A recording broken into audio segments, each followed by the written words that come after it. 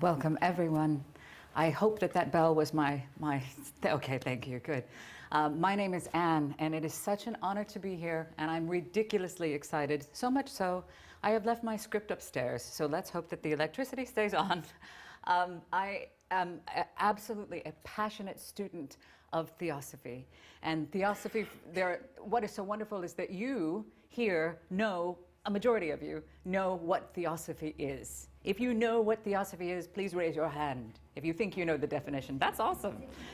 See, a lot of people go, the what? The osophy or colostomy? What are you talking about? Theosophy is Theos, God's, Sophia, wisdom.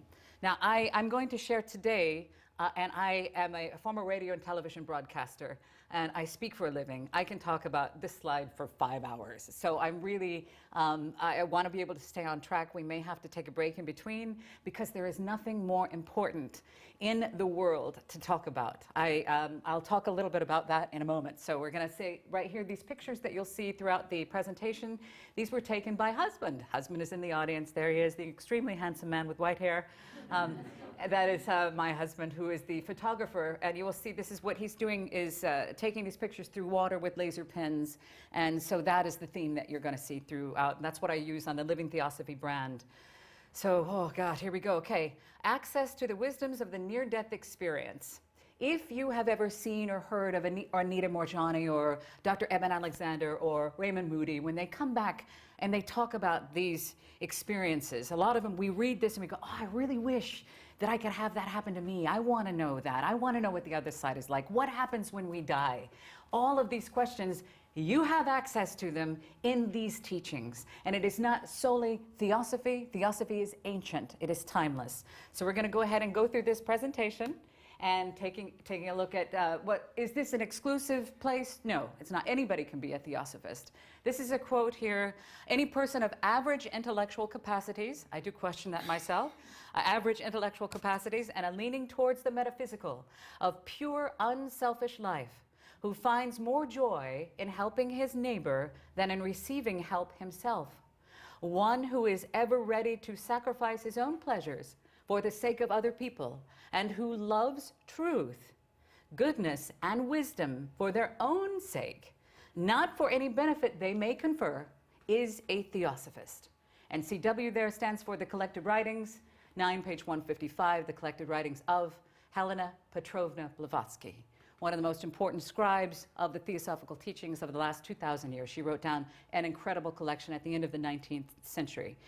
So looking here, do you feel, I mean, obviously you're here, you're inside this lodge, and what is a theosophist? You can be an atheist and be a theosophist. You can be a Buddhist and be a theosophist. You can be whatever it is that you are and be a theosophist. That is the best definition that I can come up with to begin this. So what is Theosophy, and how are these teachings similar to the near-death experience? As you can tell, I don't even need a mic really to fill this room. I probably could fill an arena. I am a former radio and television broadcaster. I did radio and television for years, and I started back in, God, the 80s. And I've done commercials, you know, I've done, your call is important to us, thanks for holding, you know, that kind of stuff. I've done Pampers for your baby's skin, all that kind of stuff, all commercials and sold cars for Ford Explorer. I mean, the Southern California Ford dealers. I've done on rock radio, country radio, all kinds of broadcasting. And I had my baby on television, actually. So for the very birth of the reality television shows, I wasn't going to talk about that, but I have. I've always been a speaker. I started out doing singing telegrams, stand-up comedy, obviously. And then I was a tour guide at Universal Studios and for the state of California. So I've always been a speaker. So when I came across these teachings, I wish to use my voice for something purposeful. This is something that I believe can help other people on this planet. So instead of giving away tickets to, I don't know, Aerosmith, I think it's more important to do what I'm doing here. There has never been, and I'm so honest about this, and Damon told me, please start off calm, and I am nowhere near calm because I'm very excited. There is no podium more important, and it is important to remember that the platform that these teachings are to be taught from are meant for the teachings, never the teacher. So whoever wrote these down or whoever's talking to you, it's not about them. This is about you. This is about you and the application of these teachings. So I just wish to be a purpose. So basically, I'm just a speaker. I'm just talking to you. It is not about me, it's about you. So a lot of you coming here, you might have found that you come into this world as an empath. How many of you can relate to that word? Empath, meaning you can feel and sense other people's emotions and feelings. You have an overwhelming sense of compassion. There's a crushing compassion that I can't explain, but since I was born, it's there. I feel a connectedness with other people and a responsibility to ease their suffering. It can lead to codependence, it can lead to addiction, it can lead to self-destruction. But how many of you would say that you don't have to raise your hand, but I mean, you know what an empath is, right? Yeah, there you go. Okay, I have some people, nodding. Okay, the empaths, more and more coming in. You see all these kids online, they're talking about, let's save the world. And we want to save the world. How are we going to save the world? Well, the way we're going to save the world is by changing ourselves. You're not going to be able to change ever. You're never going to be able to change anybody else, or anything else, or any situation. You can't change the fact that the trains are doing what they're doing today. The only thing you have control over, and you've heard this a million times through any of the teachers, the sages throughout the ages, is you only have control over yourself. Your actions, your reactions, and sometimes your environment. That's it. So as empaths, coming in, wanting to change the world, you feel this responsibility. The answers that you seek can be found in these ancient texts that we all have access to. They are free and they belong to all. So the Oracle at Delphi, I know some of you, again, those are beautiful pictures that husband is taking. I don't know what they are. I don't even know if he knows what they are, but they're just taken through water with laser pens. So they're for you to feel whatever you feel. But the Oracle at Delphi, as these, in ancient Greece, we have them taking this information coming in out of the earth. You know, is it because they were hallucinating because of the gases coming out of the earth? I don't know. What do you think the Oracle at Delphi is? They were wanting to know who's going to win what war. Then they wanted to know the answers to life. And this is one of the most common answers that is coming out of this ancient fortune telling or looking into the future is man, know thyself. Man, know thyself. Who are you? And I know, and like with Shakespeare's to thine own self be true, sometimes that comes up there like, who are you? Who are you? And that is such a big thing, is I'm like, oh, well, I know who I am. I know everything, blah, blah, blah. When I was a teenager, the more I grow and the more I go, the less I realize I know. I know very little about who I truly am. As a physical individual, a human being, I don't know anything. But we are told to know thyself. Who are you? And in the teachings of Theosophy, it tells you, it teaches you, if you want to know who you truly are and what you are capable of. And the objectives of Theosophical Society, some of you know who and what they are. I can do them, I can paraphrase them, but I know I'm already looking at 15 minutes. So big thing is, it's to form a nucleus of brotherhood of humanity without distinction of race, creed, sex, caste, or color. Okay? It's also the latent powers within mankind and the hidden laws of nature. And it is to study the commonalities of the world's religions, sciences, and philosophies, because Theosophy is the fundamental truth that underlies all of that. All of that. This is what we're talking about, getting to know thyself. Who are you? What is Theosophy? Is it a religion? I get that asked all the time. I'm sure other fellow Theosophists get that too. They're like, oh yeah, you guys are all blah, blah, blah. And no, we're not. Actually, Theosophy is not a religion. It's divine knowledge or science, and I know some of you know that, but it is not based on a belief or a hope. It is based on evidence. So through the application of these teachings, you will find changes take place that cannot be explained other than that is physical proof to you. So you have a scientist, he's in the lab, and he needs to prove something. He has an experiment, doesn't he? So you have an experience to prove something. I will tell you that being a Theosophist and a practicing Theosophist in every application of my life, every day, whether it be because the trains are late, or we don't have enough money to fix Horta's house, or a relationship, or my son is going through something, or whatever it is, Theosophy works. Theosophy is the textbook for humanity. So as we go through here, is it a religion? It is not. It is divine knowledge and science. It is wisdom, theogonia, or wisdom of the gods, genealogy of the gods. The word theos, as you know, means God in Greek. Some of you know that. One of the divine beings, certainly not God as in an exclusive God, where for some reason we've been able to divide up, I don't know, air. It's weird.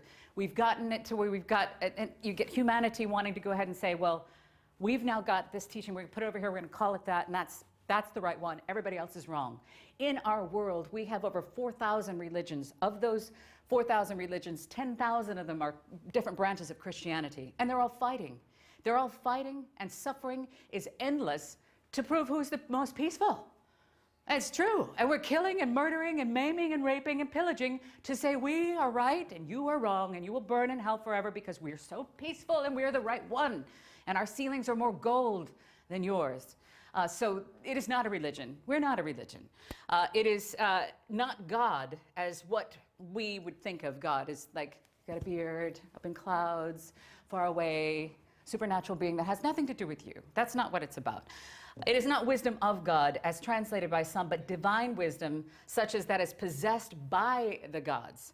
The term is many 1,000 years old. So Theosophy antedates all of the world's religions, sciences, and philosophy. Theosophy was here before we got here, and it wasn't always called Theosophy, but that's what we call it now. So here we have Socrates telling you, okay, these empaths coming into the world, wanting to change the world. I'm going to get to the near-death experiences in a moment. I see it's already 20 minutes. Let him who would first move the world, who wants to change the world, these empaths who want to change the world. How do you do that? You change yourself. So this is Socrates. This is a quote from Socrates. If you wish to change the world, if you wish to change and save the world, you must change and save yourself. And the only person who can do that is yourself. So this is Dr. Eban Alexander. The Proof of Heaven is a book that was written by, if you have not heard of it, the book is called Proof of Heaven. He's a neurosurgeon who used to always go, yeah, right, yeah, right, yeah, right, when his patients would come back after brain surgery, and they would tell him, oh my God, this happened, and he'd go, yeah, okay, it's just you know, the anesthesia wearing off. And he was a big doubter because he was absolutely as passionate about science.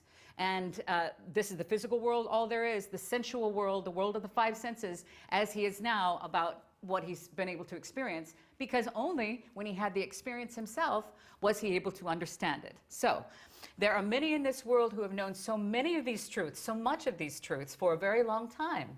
In fact, this is really about a convergence of human knowledge that will lead to the most amazing and unimaginable future for all of humanity.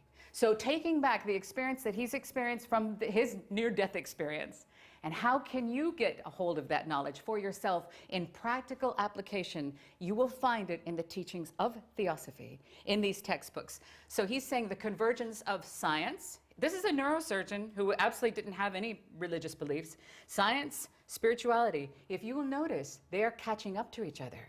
And if you'll notice, we're actually, it's the same thing. We're starting to notice we're looking at the same thing. The churches are emptying out. The, what do you call it? Recruitment is low. And they're starting to turn now towards the pagan. Welcome. They're starting to turn towards the pagan. They're looking at nature. They're looking back at the older ways of doing things. It's not going to be found for 1 hour in a building that you go to once a week. It's inside you. All of these, this is just some. But all of these, you got the Bhagavad-Gita, where Krishna and Arjuna, this is your higher and your lower self. You have the Kabbalion, which is, I'm really excited to see so many people online talking about this book. This book was written down by William Walker Atkinson as the Three Initiates. Now, Damon knows more about that, about the Three Initiates, who they are. Atkinson is the one who wrote the book that introduced me to Theosophy, but the Kabbalion is a very powerful text, and it's amazing. Atkinson also has written under the name Yogi Ramacharaka, the Three Initiates, Hermes Trismegistus, and others. He was also a part of the New Thought movement, and that was written, again, right around the same time of the New Thought movement at late 1800s. Manly P. Hall, Canadian philosopher. He's coming through Secret Teachings of All Ages. If you just take a moment to listen to what he's saying, same thing. You've got Pythagoras, Jacob Boehm. I pronounce it Boehm. It might be Boehme. I say Boehm. The alchemy. Okay, alchemy. Listen, these guys were telling the church that they're making gold because that keeps the church quiet. But they were really talking about the transmutation of the physical into the gold of the spiritual. They were really talking, look at the alchemical symbols. Look at what the alchemists were doing outside the church, because you get in trouble, okay? But you tell them we're making gold, it's all good. To rise above the physical and become spirit. We are the highest level of matter and the lowest level of spirit here on earth. That's what this symbol is here, the Star of Solomon. This is the highest level of physical, lowest level of spirit. That's us, mankind. So in alchemy, they're talking about this. Look at those symbols, study your myths, study your mythology. Okay, so you've got the Vedas, the Upanishads. You're coming in with Lao Tzu. You've got Rumi. Rumi is here. There he is. Rumi coming in, very popular now. All of these things, they're all saying the same thing. The great spirit of the American Indians, the grandfather spirit, Martin Luther King Jr. The underlying principle of all the world's religions is what? It is compassion. So it's coming in with compassion. These guys are all saying the same thing. It's unconditional, pure love and unity, not to be confused with the different rituals. Humanity does get carried away with how we do it and which way we do it and what we're wearing when we do it and what time of the day we do it. But basically, they're all saying the same thing. And that is the comparative study of all the world's religion, sciences, and philosophies. Now, I don't know, I mean, this is how I'm only sharing, and we only can share from our own personal perspective. So I don't think, I grew up Catholic, so I don't think, and from my personal experience through the application, that there is going to be a supernatural superhero gonna descend from the sky, and there is my savior. Because it just doesn't make any sense. The more that I study these teachings, the more I understand we're giving it away. We're saying I'm going to go over there to get something that has nothing to do with me to save me. It doesn't make any sense. The more you start to understand who you truly are, to remember who you are, the more you understand this Christ consciousness, this returning of Christ, is the Christos that they talk about in the Theosophical teachings and all those other teachings of the spirit, the principle, the divine spark inside you. As this comes to light, it is the same as the solar flare. This divine spark is no different. So you are really the spiritual superhero, supernatural hero that's going to descend from yourself. How I came to learn about Theosophy? Oh God, okay, here we go. William Walker Atkinson. It was a time of great psychological pain. And I was speaking with Pamela before the talk, and she had an amazing quote about talking about how, I think it was Khalil Gibran's quote about the pain, that when you are learning, you cannot love unless you have been broken by pain. So it was at a time of great psychological pain. Cliff Notes version, because that clock seems to be going like this, is that my son, when I moved over here to the United Kingdom, my son was about 8 and 9 years old, and for his 10th year, he was here for a year, and a big custody battle raged on, and I realized that one of us was going to have to let go. How can I teach my son about compassion unless I become compassion? And that means doing the one thing that I'd rather not do. I would rather die. So I let him go back to the States, and I would have never moved if I knew he was not coming. So it was during that time that I picked up this book by William Walker Atkinson. He goes by Yogi Ramacharaka in the book that I picked up, which is called the Advanced Course in Yogi Philosophy and Oriental Occultism. Now, that was a big mouthful. Why that made it across the transatlantic voyage with me, I have no idea, but it did. And during that time of great psychological pain, which I think is important because I think it needs to be broken. You need to be in heartache, or experienced heartache, to be able to understand the opposite. So I said, I've got nothing to lose. I have literally no will to live, but I'm going to go ahead and try this. Why not? And every page seemed to come forward with something. I go, that just makes sense. What is this? Who is this Yogi Ramacharaka? Go online. I go to look for who he is. Who is this guy? This guy's now William Walker Atkinson, writing as Yogi Ramacharaka for the Yogi Publication Society, and he's going by other pen names, but he's all pointing towards one book in these the 12 lessons of Oriental Occultism and Yogi Philosophy. They were mail-out courses. And then he did the advanced one. I had the advanced one. So I found out they were all pointing at one tiny little book. It's a teeny tiny book. Many of you will be familiar with it. It is called Light on the Path, written down by Mabel Collins.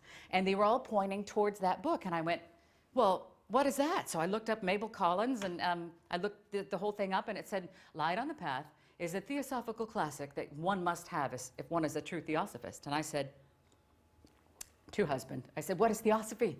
What is this? If we've been to all these New Age conferences and we've been to all these New Age bookshops and all this, how is it that I have not heard about the word theosophy? So I'm going to look right at both of those cameras. I'm going to tell you about theosophy. Please, if you are interested at all in what you are hearing here, there are answers for what it is you are seeking, and they come under the name Theosophy. Theos, wisdom of the gods, theos, gods, Sophia, wisdom. So I was really grateful to come across that word, and I go, okay, cool. So I came up here, and it was 2014. I go, why isn't there a line out the door? This is the most important stuff I've ever heard of in my life. There should be, like IKEA.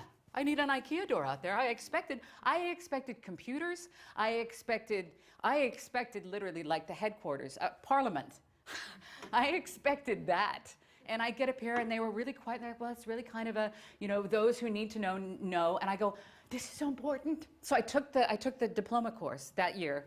And I was super passionate, as you can tell. I took the diploma course and I go, this is amazing. This cosmogenesis, anthropogenesis, the beginning of man, the beginning of the solar system, ghosts, the paranormal, karma, everything was answered. Well, not answered. Everything was, you can see where there are answers available.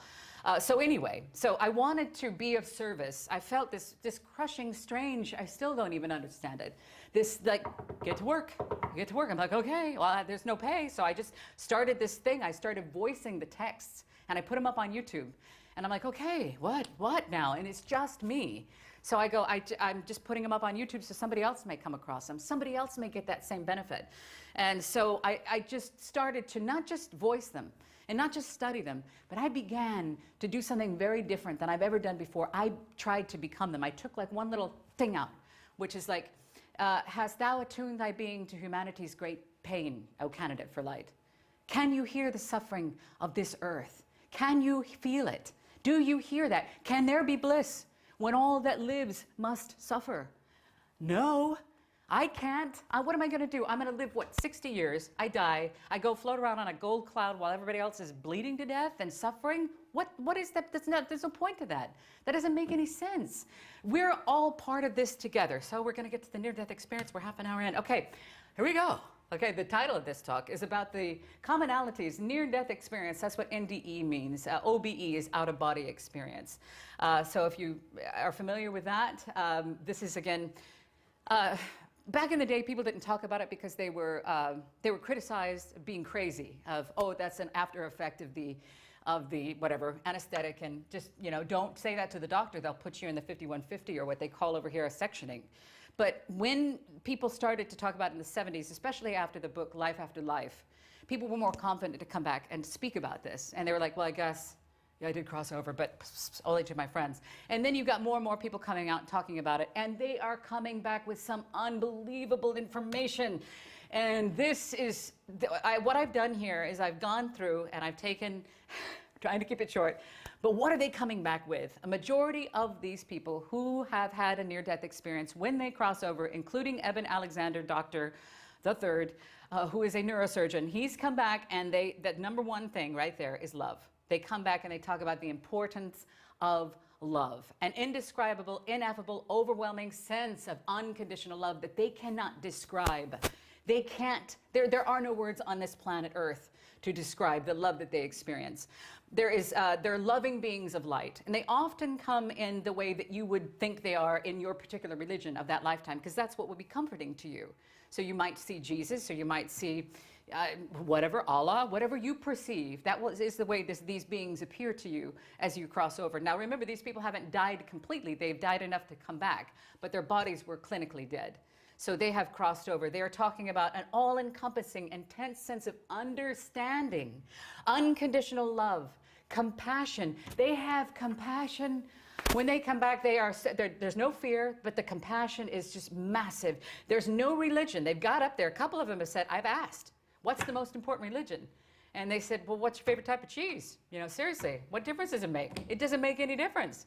It does not make any difference at all. There's no religion, but they do frequently take the place of religious figures. And some people do come back and say, oh, that's proof that my religion is right, yours is wrong. We continue to fight on a ball. We're on a ball in a bunch of balls that is an ever-expanding universe. How do we have lines? How do we have boundaries? It's ridiculous. Anyway, many find that there are no words to accurately describe. There is no time, so time and space kind of fades away. Dimension, is it another place? Dimension is actually, it's all right here. It's another state of being, is what they're saying. It's literally, I didn't go anywhere. I was just in another state of being. So I find that fascinating too, because we always think, well, when I get there, then I'm going to be okay. Or when that happens there, I'm going to be all right. And back then, it was that. It's actually all happening at this particular time. And it's very clear when they cross over, that understanding of no time and space. So there's only limitless knowledge, which I find is really interesting because they do understand things that you can't understand in our two-dimensional world where we're walking around in these meat suits, where we're observing this planet. And everything is, there's a lot of suffering here. There's a lot of suffering here. So here we have unlimited knowledge, power beyond power, an understanding that this world dissolves and that the universe itself envelops in unity, the totality, the oneness of who we really are. We are all each other, like cells in the body. We are like cells in the body. It's like if these cells over here went, oh my God, those cells over there are horrible. But oh, guess what? You know, we are each other. There's an understanding of that. And it's not a question. They're coming back going, oh my God, I get it now. That's home. So we are an unlimited expression of spirit, an unlimited expression of spirit. Again, explained in the Theosophical teachings, existence itself. This is one of my favorite, the silence behind the silence. That was a beautiful quote from one who came back. He goes, I can't tell you anything other than it feels like the silence behind the silence. Understanding everything that our soul has experienced through our past life, life after life, that we understand why we were in prison for 50 years. We understand why we murdered those people. We understand why we were murdered. We understand. We can see a bigger picture. We Google Earth. So you do have an understanding. There's no fear, and there's only perfect love. There is no fear. There's happiness, comfort, a feeling of being cherished beyond measure. You are loved forever and unconditionally. I remember one man saying that it felt like how a mother holds a baby, that unconditional love, but he said times a million, and then times a million of that. That's how loved I was, just me, encompassed by this being of light. The understanding that the body is the house that we live in, our exploration suit. It can make little ones. It eats, it fuels itself, walks around. That's what we're in. We're wearing a meat suit. We really are experiencing the earth in this body. This body does not define us in any way. And a lot of the times when they come back and they say, how is all of this supposed to fit in that? I can't fit in there. That's weird. But yeah, the understanding that the body is simply the house we live in. And it is an exploration suit for planet Earth. It's like our little space suit. There's proof and understanding that there is life after physical death, that we understand that although the earthly body is transitory, that we are our consciousness, the we that is we, the you that is you looking at me, and me that's looking at you, continues after this physical body is long gone. We evolve that there is no death, and that life is just a day. So I spent some time in this earth suit as whatever, me, and that was just a blip. That's it. That I don't end at this particular time. Theosophy talks about that. What happens when we die? What happens when we die? We evolve. The story goes on. So consciousness, awareness, and alertness that is more real than real. That's another thing, is the colors, the music, the mathematical harmony is more real than real. That coming back here, it's very two-dimensional, like a dream, like a dark, dusty, kind of a, I don't know, brown and sepia, black and white dream. And that it's kind of heavy. It's two-dimensional, like empty. That feels like home. This feels like hell. An awareness and a certainty of an infinite, loving, omnipresent presence. Just even saying those words. An infinite, loving, omnipresent presence. There is telepathic communication. So words are not spoken, but we're communicating when they're up there. They do not speak with words. They hear the words inside. And the telepathic communication, there is no gender. Gender is fluid here. Some of us are beginning to understand that. But gender is not like, oh, there is a man and a woman. Gender is fluid in all things. And that is explained in the science, that is explained in Theosophy. Global connection and instant communication. So what I'm talking about here is that when we pick up our phones, and we're immediately seeing somebody on the other side of the world. For some reason, I can't explain it. It feels like we're getting ready to understand that type of communication. I believe this is preparing us for what is to come down the line. We now can pick up the phone and we can see somebody on the other side of the world. We can actually get in touch with that. So I believe that science is catching up with that part of spirituality. Just my own 2 cents right there. The past life review illuminates the immutable law of karma. Karma and retribution. I see husband looking at the clock. How are we doing, honey? We're doing all right. Okay, good. Every single thought and action, everything we do, and how we cause other people to experience the world, we will experience ourselves. This is one of the most terrifying things and one of the most illuminating lessons of Theosophy, the immutable law of karma, which is called balance, the balance, equilibrium, the law of equilibrium. As you do, so shall you reap. So that means that what you do to someone else, you will experience what it's like to have that happen to you in every way. It isn't just a, oh, don't do that because that was really terrible when you did da-da-da-da. You actually get to experience what your thoughts and what your emotions and what your actions caused another being to experience. Which is, to me, that's overwhelming. I'm like, oh my God, how can I make myself a better person? That's why people say you're too kind. I go, no, I'm not.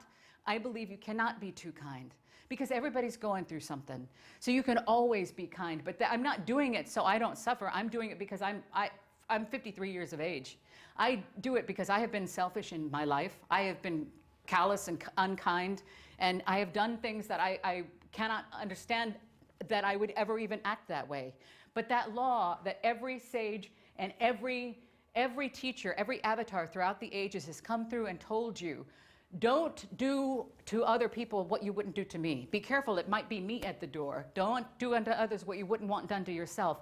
They're telling you something that isn't a, hey, you might wanna. It's a, hey, this is what's gonna happen. So where are your thoughts? Where are your actions? Would you want to right now, if we had to come to this stage and have you have this past life, whatever, review? Would you be okay with everything that you've done to everyone? I would be like, oh my God. So that's what they're coming back, and they understand that. They're like, oh my God, I saw it from the other point of view, and it's horrifying. So they come back with a completely different understanding. The earthly personality achievements of wealth and fame and status and power do not matter. It does not matter. That acts of kindness and compassion and empathy, no matter how small, saving a little worm and putting them in the earth, that kind of stuff, making sure that that person has a seat on the tube. It could be anything. It could be words of kindness when you're too tired and somebody has passed and you're on Facebook and it's 3 o'clock in the morning and you're like, I'm sending you comfort, I'm sending you peace, I'm sending you love, you're not alone. That kind of stuff, those are the big dogs. Then the smaller, the better. The kinder you are, you're at the store and the clerk is really crabby at you and you're not taking it personally. You're like, I hope you have a good day. And thank you for being here. I appreciate you. That's awesome. That kind of stuff really matters. So you could be, I don't know, Kim Kardashian. You could be in the royal family. You could be, it doesn't make any difference. What kind of a queen were you? What kind of a celebrity were you? What kind of a politician were you? What kind of a, I don't know, boat person were you? What kind of a train operator were you? It doesn't matter. Your status does not make any difference. That's what they're coming back with. So no matter how insignificant, it's to learn and become love. That's what they're saying is the most important thing. Instant forgiveness is there's instant understanding, and there is nothing to forgive because you understand the bigger picture and the role that people played in your life. So when you think of, a lot of them come back and go, oh, now I understand. I had this huge battle, who I thought was my biggest enemy. We have past life experiences together, and we have a story we need to play out, and we are actually much closer than we thought, and that's why they're here. And because you can see that you have fear and love, those are the opposites, so you're interacting with each other here on this planet, and you understand why. No one is really your enemy. They're all here as part of your story. And so everyone plays a required role. So don't take it personal. No matter what it is, it's not personal. Most all who go do not wish to return to Earth due to the limitations and the suffering of the physical world. Some are angry as there is zero desire to leave a home. So they're like, please God, don't send, or whoever, whatever is there, this light, this loving being, please, I finally feel as if I have woken up, and don't send me back there. Please don't send me back. I don't care that I've got little kids. Please let me stay here with you because I finally feel like I understand. And so all of these things that I'm saying that these people have experienced through the application and the study and the practice and becoming of the teachings of Theosophy, you can understand too, just as much as they have. There is no separation and there is no fear. These people come back. I was speaking with Pamela before, and she was talking about going through the pain in the application of theosophical teachings, and she said, there's really no fear. There is no fear. I literally, death, there's no fear of death. The things that I used to think were the biggest deals are the smallest deals now. The things that I've put into practice, if you can live your life without fear and without the judgment of other people, don't worry about what other people think, and you're here to be of service and understand that this is just part of the picture and that the story goes on long after here, the happiness, you know, you actually can have happiness here on planet Earth. You have a strong desire to serve others. They come back and they're like, okay, well, I need to do something. Now what do I do? What do I do? Write a book? What do I do? What do I do? I want to help. I need to tell everybody about this. And the recognition and the awakening of the divine spark within, that we are much more than individual human beings, that we, when I said earlier, man, know thyself, which was actually the Oracle at Delphi, I was just repeating what they had said, it means we are pieces of God, okay? Now, and a lot of people, oh, you say you're God. Well, actually, we are pieces of God. Everything is. Everything is in motion, and everything is part of this, all the absolute, the eternal loving light. We are all fundamental, essential parts of the whole, all of us, everything, everybody. And that means every dark bit, every what you might call a psychopath who has no empathy at all, who's caused much suffering, they're part of us too. We're all each other. We're all each other. So the most important thing we can do while we are alive, the most important thing we can do while we are alive, I'll repeat that again because this is important, this is what they're coming back with, is to learn how to love. And is to learn that love is the path. Now, there's different types of love. I think I talk about that in here. There's familial love. You're in your family. You have your romantic love. There's sexual love. There's idol love. You know, you can love a rock star or a movie star. You can love, I don't know, Periscope stars, things like that. There's different types of love, but the big thing is love. It's unconditional love for all humanity. So that's the most important thing. When they get back, they go, that's all that matters. Each and every one of us is unique and absolutely essential. There is not one being that is not here for a reason. There is not one thing that takes place that doesn't take place because it's supposed to.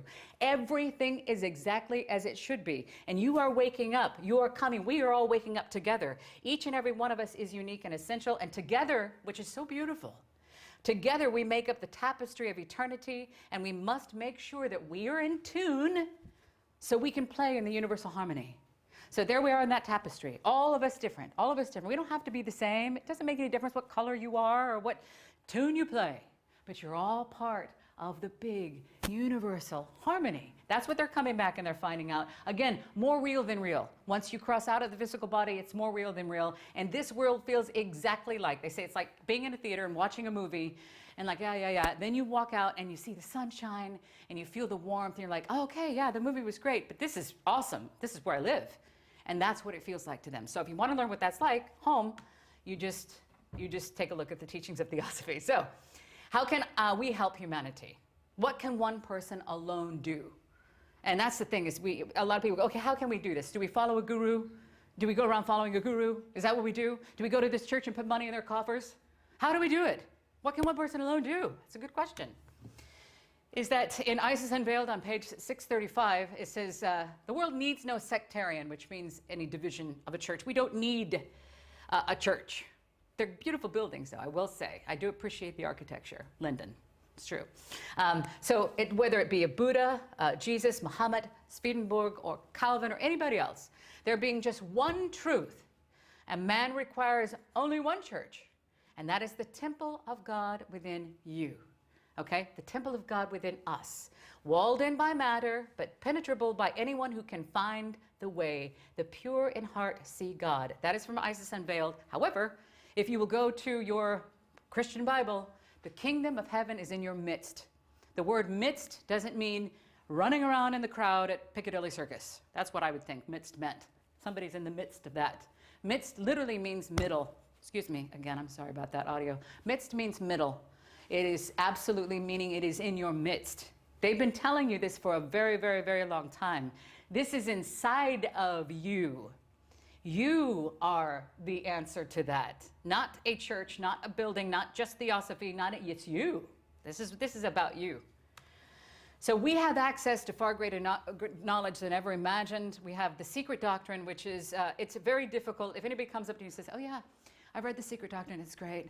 It's impossible. It is a textbook that is really written in a way, it's almost like it's layers upon layers of information that is scientific, it is mathematic, it is quantum physics, it is philosophy, it is so much more than just what it looks like on paper. And I think that you can, Actually, they say that that's just the beginning.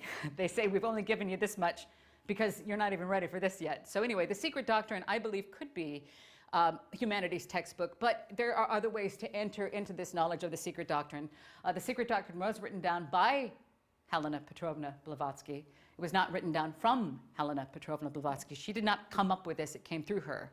And so you have the origin of man, anthropogenesis, you have cosmogenesis, the origin of the universe, and Isis Unveiled, also written down by Helena Petrovna Blavatsky. You've got theology and science, mathematics, everything is math. Everything is math. You've got the sacred geometry. You've got quantum mechanics, quantum physics. We study quantum physics and the power of thought, and we're going to get to that later on. Oh, there we go. Hang on. There we go. Yeah, oh, there we go. Okay. So today, most everyone has access to these ancient, archaic teachings. If we apply and become them, humanity together, okay, we have the near-death experiences. They have their personal experiences with it. It's like, I don't know, I went to the Tower of London and I saw it, you should go see it too. Okay, you can still know what's inside the Tower of London without actually having to go there. So in these teachings, if you apply and become them, you can have the exact same understanding, the exact same experience. If each one of us studies and becomes, applies and actually becomes compassion, we can change this where we're at now on this earth. This, like the 100th monkey phenomenon, okay?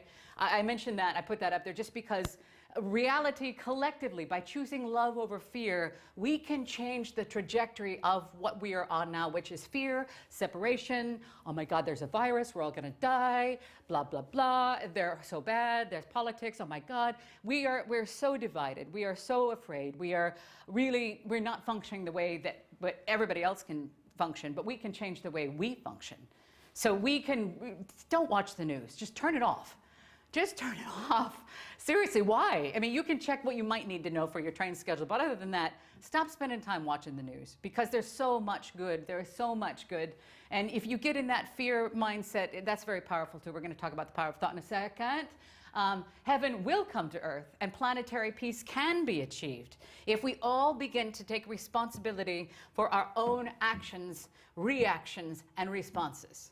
If you take nothing away from this talk other than the fact that you don't have any control over anything or anybody else, nothing, not your kids, not your husband, not your friends, nothing, but your actions, what you do, and what you react to, okay, and your environment. I'm going to go over here. Thanks. That's all you can do. That's it. And that's actually a big, my son goes, Mom, oh my God, you said it so much. But he finally, now he's kind of like, oh, I know. I was telling that to my friend the other day. I go, good, because it's true. And I didn't come up with it either. There are lifetimes of work to be done right here, right now, inside each and every one of us. Everything that we are looking for is closer than our own breath. So think about how close your breath is to you right now. And I was at a talk at, I think it was, oh, what was his name, honey? We were at Satish.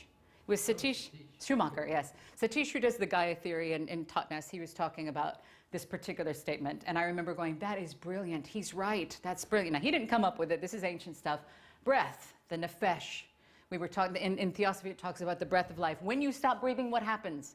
You die. But breath, it is here within you because here we have spirare, which is Latin.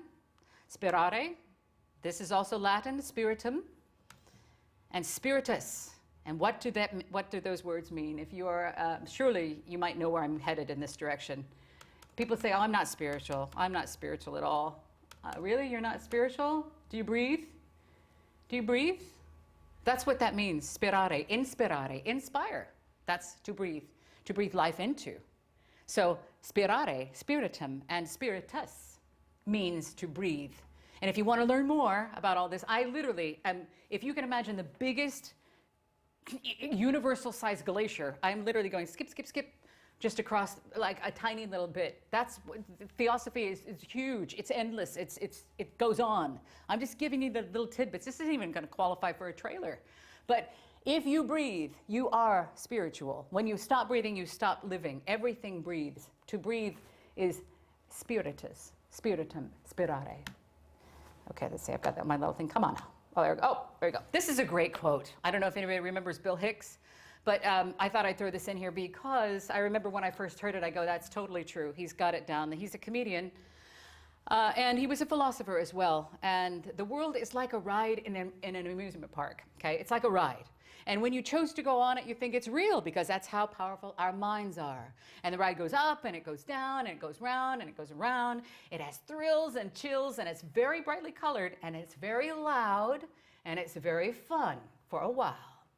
Some people have been on this ride for a very long time and they begin to question, is this real? Or is this just a ride? And other people have remembered, and then they come back and they say, hey, don't worry, don't be afraid because this is just a ride. But we always kill those good guys who try to tell us that. Do you ever notice that? We do. That's what we do. We get afraid and we kill them. And we let the demons run amok because it doesn't matter because it's just a ride, but we can change it at any time we want by our choices. No effort, no work, no jobs, no savings of money, no nothing, no status. It's a choice right now between fear and love. We can change this ride. We, listen to me, can change this ride. You can change your ride. You can change it right now because everything is connected. Everything is connected. When they come back from the near-death experiences, they come back with the understanding that this is one of many, many, many lives. And they understand that the relationships of loved ones and, again, the perceived enemies and the ones when you feel this massive amount of love that you can't explain from this person you never met, love at first sight. This explains all of that. The most important understanding, again, is that compassion, love, forgiveness, mercy, kindness, acceptance is truly all that matters. That's it. So money doesn't, status, real estate, I mean, it's beautiful while it's here, but that doesn't matter. It doesn't matter what you look like. It doesn't matter what you have academically achieved. But the kind of person that you are when you are on this planet, that is what truly matters. And that is how our souls evolve toward what we call the absolute, the para-Brahman. The para-Brahman, the universal self or spirit, the absolute reality that is beyond God's. Now, all of this Sanskrit, all of this description, it's all in these texts that are free. And they are available to all. And you could be whatever religion you already are, and you could still, whatever political affiliation you are, you can still have this. It's available to everyone, okay? So each incarnation is but one letter, in one word, in one sentence, in one paragraph, and a chapter, in one book, and a library of ever-expanding libraries.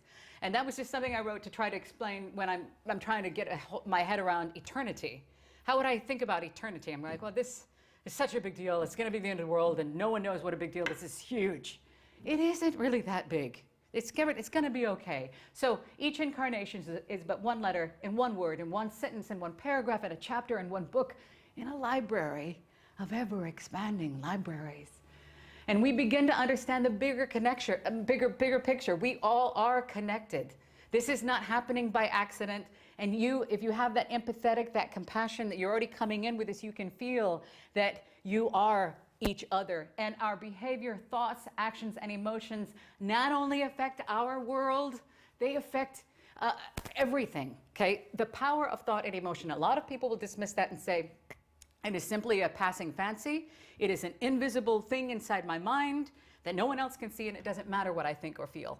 But it does, because thought, this is super important, is a living force. Use it wisely, okay? I know you're going, thought is a living force? That doesn't make any sense. Well, who's YR anyway? That's Yogi Ramacharaka, also known as William Walker Atkinson. Thought is a living force. Use it wisely. Be careful where you spend your energy and put your emotions, because thought is going to be the driver and your emotions, that's the engine. Woo, woo. And you're going to create your reality that way. And I remember going, oh, that's complete BS. And then I started applying it. And then I saw the results. And then I went, oh my God. And so it's like electricity. You can't see it, right? You can't see it. But, I plug it in because I know it's there. Thought is a living force. Use it wisely. And I was just reading in the library yesterday in the Mahatma letters when they were describing that your thoughts become beings in your afterlife. If they are dark thoughts or cruel thoughts or callous or selfish thoughts, they are your living nightmare. They become living things in ways that I will allow you in your own studies to begin to understand. But I cannot enforce this enough. Thought is a living force. okay? So what you're thinking now, what you think later on, when you're thinking no one's hearing me complain, you can hear you complain, that's enough people hearing you complain, stop complaining. And try to find a place of love. Be careful what you have emotional currency going out at all times. Use your thoughts, choose them wisely. Another quote from Yogi Ramacharaka, also known as William Walker Atkinson, of what use would all of this pain and sorrow be if this life were all? So I say that again. Seriously, you've got massive amounts of slavery, you've got massive amounts of imprisonment, you've got massive amounts of murder, and you've got all of this sorrow. And what's the point? Why? If we're going to live 80 years, we suffer, suffer, suffer, bam, you're gone. Bam, that's it, that's it. It doesn't make any sense. If you look at the bigger picture, there's a reason for it. It's balance, it's counterbalance, and this is not all that there is. This is just a day. This is a day. Just like today, you got the sun comes up, yay, it's birth. It goes down to night, and that will end. That's the one day. We're one day. That's it. So there's more than just this day. Okay, so this pain and suffering and sorrow and how miserable your life is and everything that's taking place in your world is not happening for no reason. And you have the power to change it because the power of thought is extremely powerful. Okay, remember, man, know thyself. Know this about you. Every one of your thoughts, words, and actions, from the most significant to the very least, in the way that they are experienced by others, will also be experienced by you. So what you think about another person, it's not what you do to them, but what you think. Oh, you're judging all the time on the tube. Oh my God, I can't believe they're wearing that. Oh my God, that political system. I can't believe they're so this, they're so that.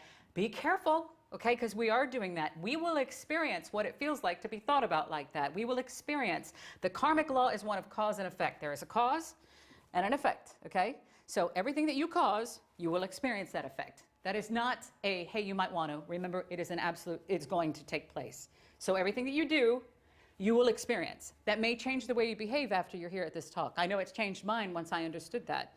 So it is a non-negotiable check and balance system. It is not a, oh my God, you're going to be punished forever, because you're not punished by anyone else except yourself, because you understand the bigger picture of your actions and you can see what it feels like for the people that you have affected. So it isn't vindictive punishment coming down from a supernatural God. It is literally, I'm going to touch this, ow, it's burning. I did that, so therefore I burnt myself. Okay, so that's exactly what it is. It's balance. What you do, you will experience the results of, period. Okay, always treat others how you wish to be treated. How different our world will be when we understand and apply this eternal truth. I guarantee you, your trip on the tube would be much different. It'd be like, oh, after you, after you. I mean, it literally, from everything, smallest to the biggest, if we begin to treat each other with respect and love, what a different world we would have. And that is actually what we're supposed to do. Oh, no, wait, here you go. There you go. It's my favorite slide because it's red and it says, we're all going to die. Because we're all going to die. We are closer to our death than when I began this talk. You're welcome. We are closer to our death. And we are currently in hell. Oh my God. You know why? People go, what are you talking about? In the teachings of Theosophy, any man-inhabited planet is called Mialba. Okay? And this is the greatest of hells, where we are at a physical incarnation on a man-inhabited planet. Let's read that. Mialba is our earth, currently called hell, and it is the greatest of all hells by the esoteric school. And the esoteric doctrine knows of no hell or place of punishment greater, really, other than on a man-bearing planet or earth. So how does it feel to hear we're all going to die, which we are, and that's okay, physically, and we are currently in hell? Why is there so much suffering on this planet? They go, if there was a God, then these children wouldn't be dying. If there was a God, then there wouldn't be all of these wars and suffering. Well, there is a God, and we are actually in this place now. We are in a place of great suffering and darkness. And the reason I am a theosophist, and I'll say that to the cameras, is because I wish to do whatever I can to ease the unnecessary suffering of all beings on this planet. That's what I'm here for. That's why I'm a theosophist, because we are here and we are in hell and we're all going to die. And so when we come to that, the death thing, that's the thing is, whereas we want to hold on to this earthly life. Let go of that, because once they cross over, you understand, you can come back and you can, when you study and apply these, you can understand that as well. You'll have a bigger understanding of that the brain does not create consciousness. The brain, is it a receiver or a sender? Is it a receiver or a sender? What do you think? I don't know. I mean, what would you say? Anybody? Peanut gallery. Both. Yeah. Yeah, so we have this brain, and I was just doing, I didn't even take one, I just held it and put it down, hang on. I was doing a key to Theosophy where she was talking about the power of the pineal gland. This is 130 years ago when she wrote down these teachings. In the key to Theosophy, she's talking about the pineal gland, the spleen, and we're thinking that the physical brain is obviously, that's all that there is, that's all that there is. There's not, you could chop off little parts of you until nothing was left of you, but you're still conscious. Where does consciousness lie? Who is it that's listening to me talk right now? It's your ears. Yes, your ears to your physical body, but there's somebody processing that information. Who's that person? Who is the person who is processing it, and who is the one who's remembering it? Who's the one who is listening, and who's going to be the one who applies it to the physical body? Who's you that's you? The consciousness does not originate from your physical brain. This is a neurosurgeon who has had a near-death experience, who is very passionate about the fact that he was wrong, and he says, listen, it is pure and simple, unconditional love. That is what is infinitely powerful. And it transcends personal love. Like people think love, you think, oh, happy Valentine's Day. That's love. No, that's more than that. It's way more than that. There's a compassion for all beings, for everyone. And I feel like when I'm on the tube, I go, these guys are my friends. I just haven't met them yet. And these are my friends. And I act like my husband goes, you are crazy. Is something wrong with you? Because you are just, it's too much. And I go, I don't know if it is. I feel literally like they're just friends I haven't met yet. And I feel a crushing sense of compassion and a ridiculous responsibility to do what I can to help ease the suffering. So if what I'm doing is helping somebody somewhere, someday, great, good. I'm going to plant some seeds because I've found that this works. I found that this is what I was looking for. And it's not in the juicy New Age gurus either, because it isn't about another person. The only other person, it's not about the avatars who've come either, not Buddha, not Krishna, not Christ, or Jesus. It's about you. I cannot say that enough. It's about you. So you are deeply loved and cherished forever. You, and I put that in bold, have nothing to fear. Basically, here on planet Earth, it may seem super scary. That ride may seem really super scary. Oh my God, we're all gonna die, it's so terrible. But it's gonna be okay, because it's just a ride, okay? So you have nothing to fear. You will be taken care of. And I remember a gal named Amy, and I can't remember her last name right now, I didn't put it down there. I remember her saying, she was very passionate about this when she came back. She said, I need to tell you that those of you who are suffering or struggling, if it's not okay, whatever it is that you're going through, if it's not okay, it's not over. Even if it's death, it's not over. If it's not okay, it's not over. And I get goosebumps when I hear that, when I think about that. I think that is so comforting. And I've said that to my son a million times. I've said it to myself. I'm like, this is the worst possible thing that could ever happen, and we're all going to die. We don't have any money. Blah, blah, blah, blah. And I go, oh, wait, that's right. Hang on. I can't get swept up in all of that because there's much more to the story. How many times has the worst possible outcome taken place? When you've been experiencing things, there are times that really bad things happen, but a majority of the time we will move emotionally towards that worst possible scenario and experience the emotions that go with it, and then go, oh my God, it wasn't that big of a deal anyway, it's fine. And you have lived, literally, I'm 53, every single solitary one of those has passed and come and gone, and I can't even remember them. But I was sure that death was imminent and we were all going to die. However, there's more to the story. Rarely, if ever, does the worst possible thing happen. Sometimes there are really horrifically, massively huge pieces of suffering that we must go through, like the loss of a child, or things that are huge, the murder of someone that you love, or you're taken as a slave. It is said in these teachings, the Alexandrian philosophers, they say, look, you can be a slave, and you can be freer than any man out there if you apply these teachings. So I'm like, how can you be a slave and be free? But it's true. It's absolutely the truth, and Theosophy tells you about that. So take that home with you today. If it's not okay, it's not over. It's not over. Theosophy is literally a textbook. It is a textbook for humanity that allows us to individually and collectively begin to treat the cause, the endless horrific effects of that plague our world. And if you look up here, that right there, the second little grouping of words, that is something that I find exists everywhere, unfortunately. It is the selfishness. Humanity is very selfish. Humanity, we are ignorant. We prejudge. We prejudge. We actually condemn before investigation because they're different. Oh, they're different color. Oh my God. There they go. They're not like me. We still have that kind of ignorance. How can we be that stupid? Seriously. Because of hair color or skin color? What about teeth color? What if we acted that way about how can we judge based on what somebody else does? And that the suffering done under the guise of religion is massive. Just because your thoughts are different than mine, I'm going to kill 6 million of you because I can.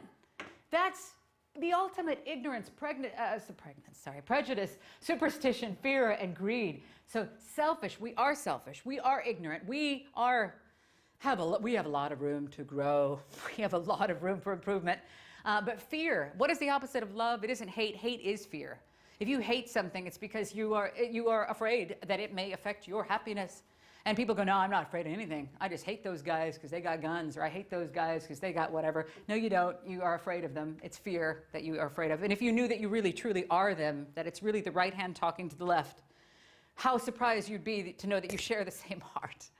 It's so ridiculous. Fight, fight, fight, fight, fight. And what if these launched an attack on my feet? Oh my God. It's ridiculous. That's how we behave. So war, suffering, disease, persecution, prejudice, racism, bigotry, slavery, addiction. And addiction is that's where I kind of came from. I remember as an empath and a codependent, and life here on Earth it's hard. So you take a drink and you get a temporary reprieve, just a little, oh, thank God. So I remember a quote from Deepak Chopra that said that addicts are some of the most spiritual people that he's ever met, because they'll go to any lengths to go ahead and feel bliss, or to feel God, or to feel good, or to feel nothing at all. And I remember reading that and I thought, he's totally right. Because I don't want to be here. It's painful. This is hard. This hurts. This is scary. It is hell. And I want to get out of it. So when we condemn these people who are good people, who are simply trying to physically find euphoria, you can find that euphoria without a substance. But a lot of people don't know that. So they go to what they feel. You take this and immediately you feel, what do you feel? You feel this euphoria that these guys, when they come back from the near-death experiences, they talk about an ecstasy and an understanding and a feeling of love and bliss that is mind-blowing, that cannot be described on the physical planet. Addiction is the same. They're just trying to find that.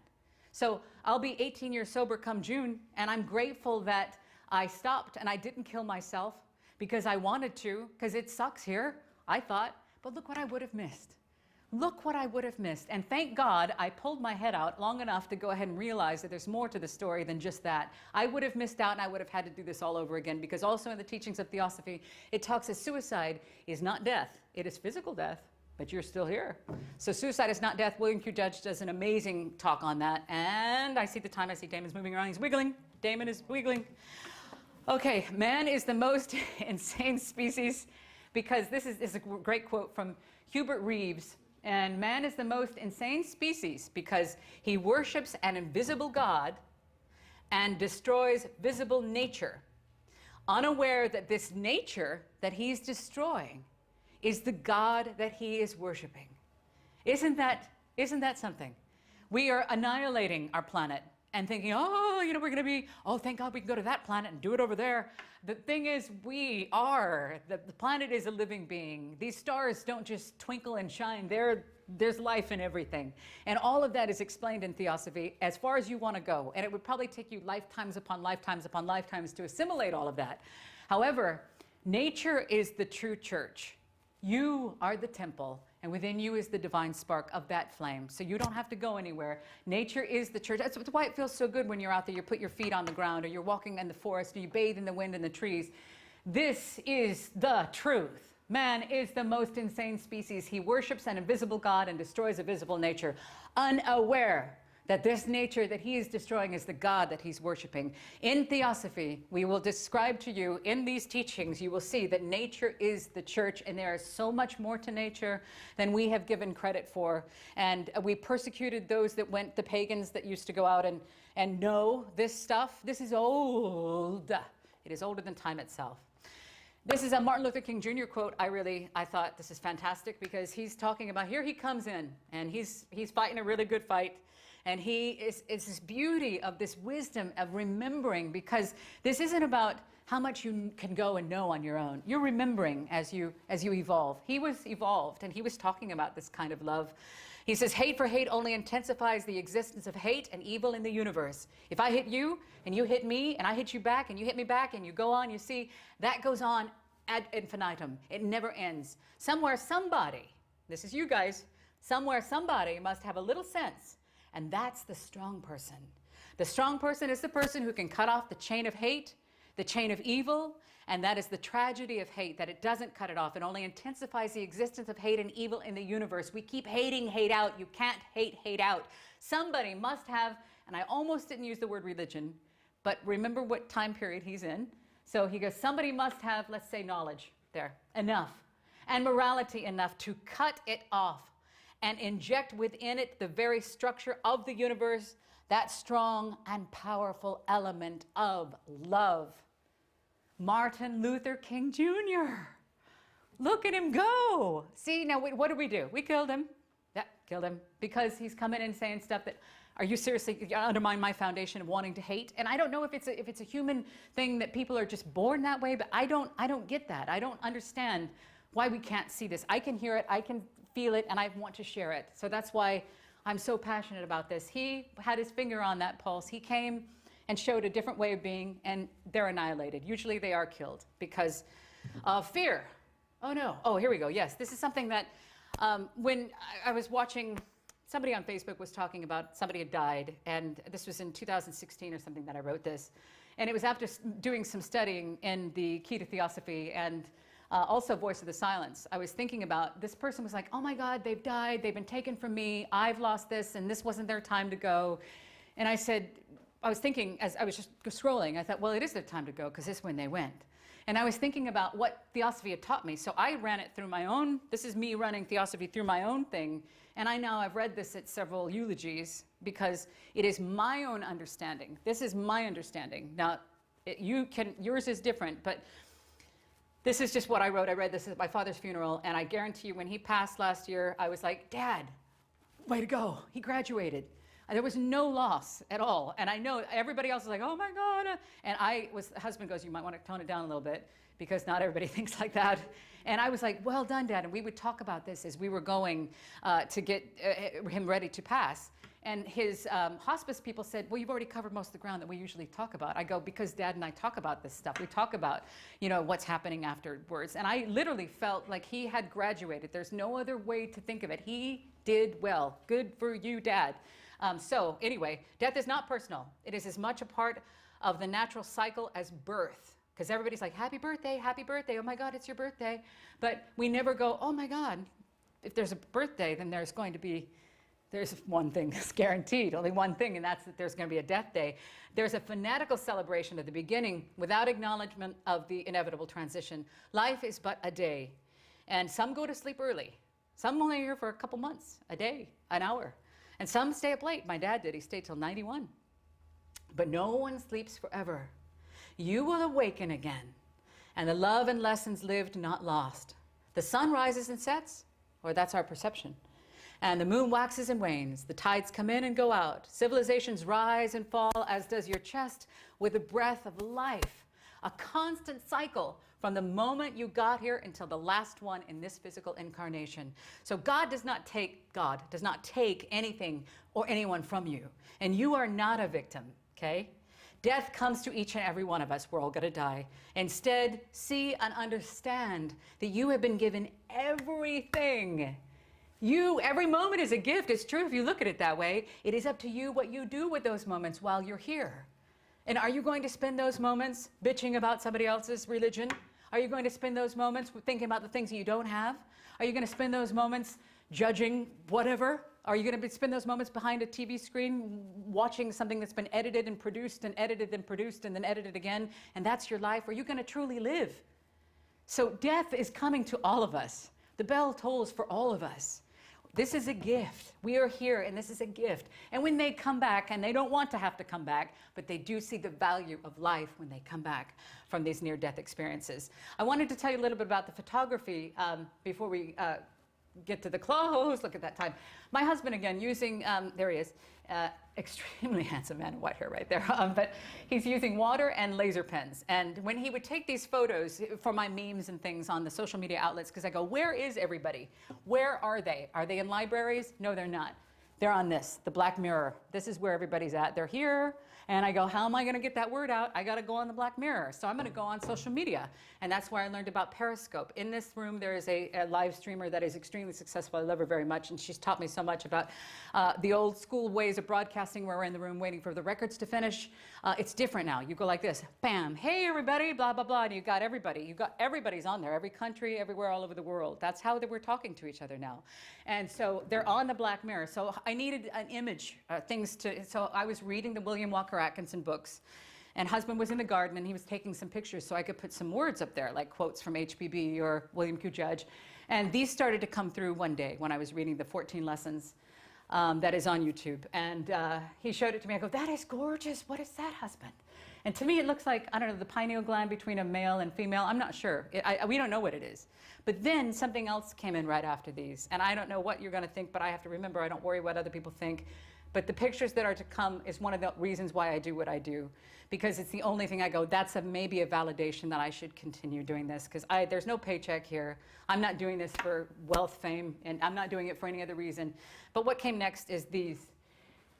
From those two figures, this began to form on that side. And our husband is just flashing with his iPhone into the water. So that picture came, then that picture came, then that picture came.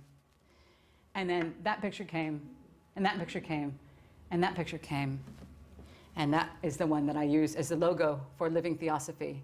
And when he showed me that, I go, it looks like Jesus in a hat. What is that? And he goes, look at this. This is a really big thing. And I go, oh, my goodness, I don't know. I have no idea what that is. I literally don't know. And he couldn't recreate it if he tried. I use it as a Living Theosophy logo because to me, a word came into my mind. It was katumi, but it was spelled different. I have no idea. I don't know what it is. I just know, to me, it looks like there's an anthropomorphized figure there. And there is light in what would be his hand. And that's all I know. So you'll see this on the Living Theosophy things. I'm like, okay. Because when I was doing these videos, doing these book studies, I would go and there would be this picture. And I'm like, well, help. What are we doing? What am I doing? So I would just do the next indicated thing. I'd voice the next text. I'd do the next meme. And it was this picture that gave me the inspiration to keep going when there was nothing else. And husband, I said, how did you create them? He goes, I have absolutely zero idea. It literally was a cat toy laser pen in water. And they started like that. And then they came in like that. And I mean, I see nose, beard, hat. I don't have any idea, but that's the one I go with the logo. I have no idea. So anyway, after that, you've got, this is, oh, look at me underneath 120, that's good. Okay, this is another one of husband's pictures taken from one of the films that he uses. He'll roll as he goes. But anyway, again, Fohat, how would you describe the process Fohat, which is creation in Theosophy? How is it that I have even the right, or we have the right to give you what your imagery should be? So if we use something that is opaque and something you can make up your own mind, this is a great way to close on those because they don't have absolutes. It's not, a person standing there. I mean, that looked like a person standing there, but was it? I have no idea what it is. Anyway, Theosophy is for everyone. And I know it says it's just for the few. What I believe that means it's for the few that will get it. Okay? It's not everybody's going to understand it. Some people are going to go, what? Huh? Anyway, I'm going to go to the bar, blah, blah, blah. But it is just for the few that get it. So there are people that are going to be like, oh my God, yes, that's it. I get it. Help me. What can I get more? And there are people that are like, I get this every day. I got it last night at like 1 o'clock in the morning. I'm like, I got to go to sleep.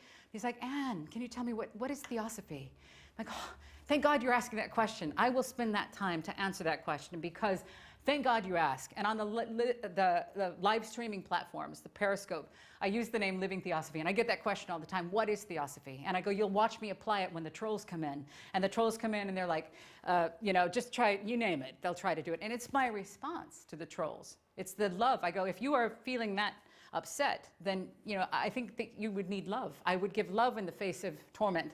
I try to apply and become Theosophy in everything that I do, and I'm using it even now as I'm going, oh my God, the talk's coming to an end. The acceptance, knowing that everything, when things are difficult, we are learning. When things are good, we get to rest. Theosophy can be applied in every aspect of your life. And it isn't just Theosophy. It's ancient, okay? So it's ancient knowledge that belongs to everybody, okay? All can become living Theosophy. So it's not about me, the individual, the human being that's talking in front of you. That is so not important. Please forget that. It is about you. Theosophy cannot be bought or taught, okay? You can't teach somebody to get this, but some people will get it and they can learn more by being around other Theosophists. So it can be earned and it can be learned. You can learn it, okay? It says it can't be taught, but it can be learned. That doesn't make any sense, but it does. If you think of what HPB is saying here, where she says, first deserve, then desire. So what that means is a lot of people would like, I tell you what, the most people that come into the Living Theosophy channel, they all go for the most popular thing, which is the psychic powers. How do I get psychic powers? Unfortunately, that is, and that William Walker Atkinson talks about that. And if you go to Glastonbury, if you go to the bookshops, I will ask one, where's the Theosophy section? And it's always like this, or sometimes it'll be like this. Glastonbury, it's like that. Then I'll also say, what's the most common thing that they're coming in for? Any New Age bookshop. And they're all coming in, 98%, we talked about this with Damon last night, they're coming in for spells. They want to have magic powers over other people. Still, that's what they're coming in for. But, okay, so if you're coming in for that, if you're coming in to want to do, you do have remarkable capabilities, but when you earn them and they're out of selflessness, you will find that your ability increases. But if they're for selfish purposes, you can only go so far. So first deserve, then desire. Make sure that your slate is clean. Are you living a worthy, good life? Are you here to study these teachings to better the world? Do you wish to exist, to end the suffering of all beings, the unnecessary suffering of all beings on our planet?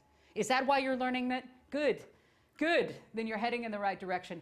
First deserve, then desire. And when you do that, when you've got your ducks in a row, now you're not going to be perfect. You're still human. So you've got to be kind to yourself. But be as good as you possibly can. Deserve, then desire, and then study. So it's not our job to simply read and study for the result of becoming individually enlightened. Because a lot of people think, okay, yay for me, off I go. Where? What are you going to do when you get enlightened?